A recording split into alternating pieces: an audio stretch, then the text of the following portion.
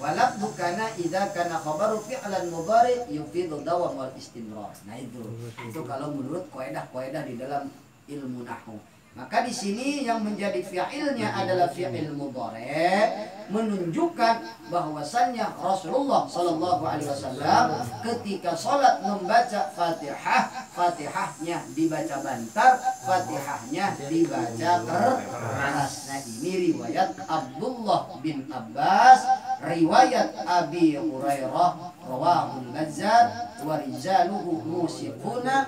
Rijal-rijalnya hadis musiquna bisa dipercaya. Bahkan hadis ini pula diriwayatkan oleh Imam Daruqutni, Imam Baihaqi dan Imam Hakim. Alhamdulillah. Berarti apa yang kita baca sesuai dengan apa yang dilakukan oleh baginda Nabi Muhammad sallallahu alaihi wasallam. Soalnya kalau ke kota-kota itu biasanya gitu doang kan? Langsung alhamdulillahirabbil alamin. Nah, padahal Rasul pun membaca bismillahirrahmanirrahim dikeraskan.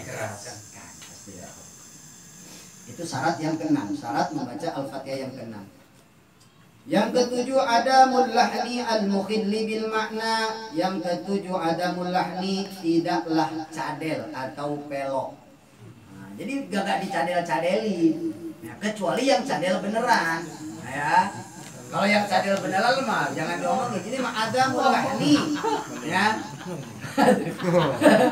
Gimana Bapak ini? Gimana Bapak ini gimana? Gitu ya. Ya ada mulahni, tidak dibaca pelok atau dibaca cadel, sifatnya al-mukhilli yang merubah bil makna terhadap makna. Nah, kan banyak orang yang cadel itu banyak. Itu mah kalau cadel bawaan mah dimaafkan. Ini mah sehat, cuman dicadel-cadelin. Dicadel-cadelin sampai merubah makna. Maka itu mah bisa membatalkan Fatihah. Contoh bagaimana? Ka'ayyakula siratal ladzina an'amta, dibaca an'amti, an'amtu. Siratal ladzina an'amtu alaihim. An'amta dibaca an'amtu, atau siratal ladzina an'amti. Waduh, an'amta dibaca an'amti. Nah, itu sudah merubah makna. Jadi hati-hati itu.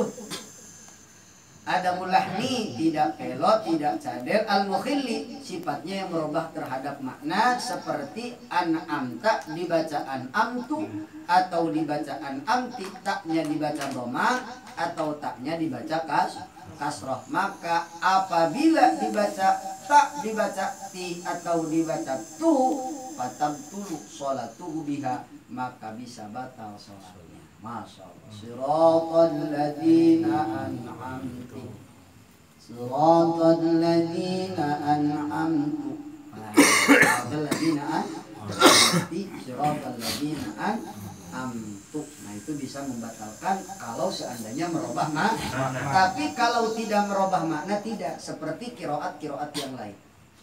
Seperti kiroat-kiroat yang lain, seperti Maliki Yaumiddin dibaca Maliki Yaumiddin, dibaca pendek. Itu tidak merubah makna karena riwayat bacaannya berbeda. Ya, makanya syarat membaca Fatihah kiroatnya harus kiroat yang masyhur. Mana kiroat yang masyhur? Yaitu kiroat riwayat Imam Hafaz. Imam Hafaz adalah dari Imam Asim. Imam Asim punya rawi dua, satu Imam Hafaz, yang kedua Imam Syu'bah. Ya, maka yang populer di Indonesia adalah mengkaji riwayat Imam Hafaz. Maka tajwidnya pun harus mengkaji Imam Hafaz. Imam Hafaz bukan orang Mekah, bukan orang Madinah, melainkan orang Kufah. Orangnya orang Kufah, Timur Tengah sana. Maka Al-Quran walaupun diturunkan di kota suci Mekah dan Madinah, Al-Quran tidak begitu populer Mekah Madinah, tapi ketika dibawa oleh Imam Asim ke negara Kufah, baru Al-Quran itu populer. Maka punya riwayat dua, satu Imam Hafaz, yang kedua Imam Syu'bah. Maka syarat membaca Fatihah salah satunya harus memakai riwayat yang masyhur, qiraat yang masyhur. Qiraat yang masyhur adalah qiraat Imam Hafaz. Sekalipun ada qiraat sab'ah, ada qiraat asyarah, ada qiraat arba asyarah, sampai 14 qiraat. Tapi yang masyhur adalah bacaan riwayat Imam Hafaz. Gitu ya. Riwayat Imam Hafaz. Rawi Imam Hafaz. Rawinya dua, Imam Syu'bah dan Imam Syu'bah, Imam Hafaz. Nah itu, insya Allah, alhamdulillah kita dikaji. Nanti kalau senangnya selesai, semua kita ngaji Qurannya, nanti boleh ngaji qiraat muadrai, selesai qiraatnya beliau. Sampai qiraat sab'ahnya insya Allah. Amin. Jadi nanti kita baca Quran bukan begitu dong. Suratal ladzina an'amta 'alaihim ghairil maghdubi 'alaihim wa 'alaihim. Aneh, mau kagak apa-apa kalau ngaji. Ihdinas siratal mustaqim, campur jai. Boleh. Yang penting tidak merubah makna. Itu ada.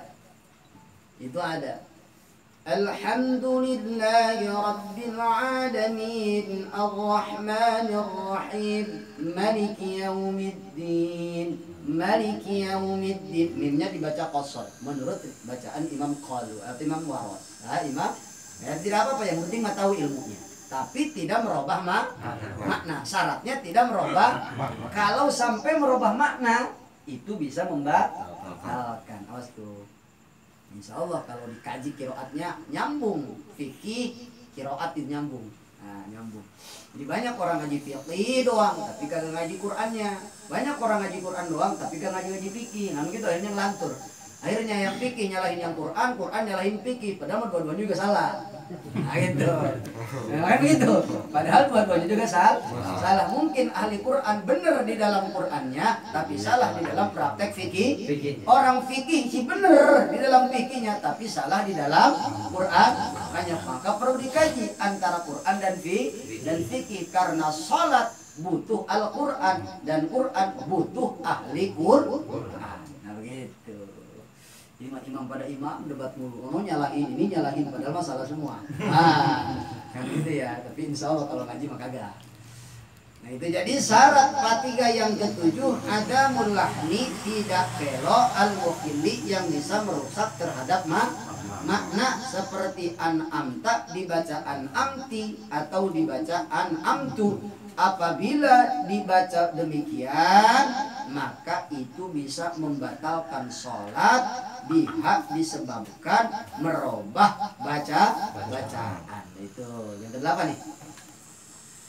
Antakuna halatal qiyami fil fardi. Syarat Fatihah yang ke-8, antakuna halatal qiyam, kedudukannya, keadaannya membaca Fatihah halatal kitab, yaitu di dalam hal berdiri, dibacanya sambil berdiri fil fardi, di dalam sholat fardu.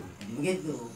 Jadi sholat fardu jika sehat untuk berdiri, syarat membaca Al-Fatihah harus sambil berdiri, tidak boleh sambil duduk. Nah, kasih ya. Maka fala tasihu idza qara'a juz'an minha ma'ahawihi lirruku', maka tidak sah membaca Fatihahnya idza qara'a, apabila ia membaca juz'an, satu juz, minha daripada Fatihah, ma'ahawihi liruku, serta turunnya seseorang liruku terhadap ruku. Contoh ini, Fatihah harus sambil berdiri. Kita langsung begini, iya jangan sekali gitu. Nah selesai dulu sambil berdiri, selesaikan dulu. Jangan sambil turun di dalam ruku nyambung Fatihah. Nah itu ya, bosku. ma'ahawi diluku au ma'anah widulil qiyam, atau serta bangun daripada berdiri. Jadi keadaan membaca Fatihah syaratnya yaitu harus sambil berdiri fil fardhi, di dalam sholat fardu jika emang sholatnya berdiri, ya, jika emang sholatnya berdiri. Dan ini mah orang sehat. Ya, kecuali sholat fardu sambil duduk. Kalau boleh maka sambil dulu pas lagi baca Fatihah diri, enggak harus duduk aja udah. Begitu. Nah itu syarat membaca Fatihah yang ke-8. Yang ke-9, ayyusmi'a nafsahu al-qira'ah. Ayyusmi'a nafsah, syarat yang ke-9 yaitu harus mendengarkan, harus terdengar oleh dirinya sendiri bacaan Fatihahnya. Jadi Zaid membaca Fatihah di dalam sholat, maka Fatihahnya harus terdengar oleh diri pribadi Zaid yang sedang melaksanakan sholat. Kenapa bisa demikian? Li'annaha ruknun qauliyun, karena membaca Fatihah termasuk rukun qauli. Rukun qauli itu apa? Rukun yang diucapkan. Nah namanya rukun qauli. Mulut rukun qauli cuman ada 5. Ya, baca Fatihah itu rukun qauli. Tahiyat, sholawat, takbiratul ihram, salam. Nah, takbiratul ihram harus terdengar oleh kuping sendiri. Karena rukun qauli. Baca Fatihah pun harus terdengar karena rukun qauli. Baca sholawat atau baca tahiyat itu harus terdengar. Terdengar, jangan atah. Kapan matangnya atah mulu. Gitu ya. Yang benar. At-tahiyyatul mubarakatus shalawatut thayyibatu lillah. Gitu caranya. At-tahiyyatul mubarakatus shalawatut thayyibatu lillah. Jangan at-tahiyyatul mubarakatus shalawatut thayyibah. Itu salah itu. Jadi tasdidnya pun sama seperti Fatihah, harus dibaca. At-tahiyyatul mubarakatus shalawatut thayyibatu lillah. Assalamu alayka ayyuhan nabiyyu wa rahmatullahi wa barakatuh. Assalamu alayna wa ala ibadillahi as-salihin. Ashhadu an la ilaha illallah wa ashhadu anna Muhammadar Rasulullah.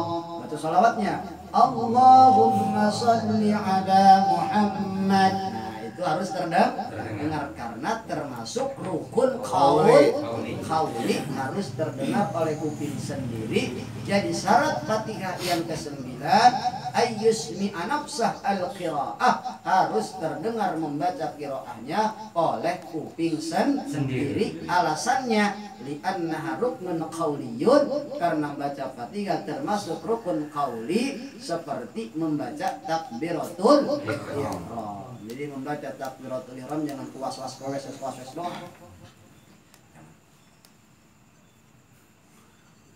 Banyak sholat sunnah yang begitu tuh. Ya, harus diucapin Allahu Akbar. Jangan gini doang. Nah gitu doang. Nah, jangan isyarat doang. Nah jangan begitu. Harus diucapin Allahu Akbar. Nah gitu ya. Karena apa? Karena termasuk rukun qauli, sama halnya seperti membaca al-Fatihah. Jika tidak dibaca rukun qauli berarti bisa batal qiraatnya. Jika batal qiraatnya otomatis tidak bisa melanjutkan sholatnya karena sudah batal. Nah, itu yang ke-9 terakhir. Masih banyak sebenarnya. Yang ke-10 alla yatakhallala dzikrun ajnabiyyun. Yang ke-10 syarat Fatihah jangan tercela dengan zikir yang lain, jangan terpisah dengan zikir yang lain. Mentang-mentang ahli shalawat, mentang-mentang hafal Quran. Bismillahirrahmanirrahim. Yasin. Alhamdulillahi rabbil alamin wal Qur'anil hakim. Waduh, dipisah dengan zikir-zikir yang lain. Atau begini. Bismillahirrahmanirrahim. Astaghfirullahal azim min kulli dhanbin adzim wa atubu ilaih. Alhamdulillahi rabbil alamin. subhanallah walhamdulillah wala ilaha illallah wallahu akbar. Subhanallah. Ini kayak benar Pak. Padahal ngaco. Apa saya? Allah yatakhallala dzikrun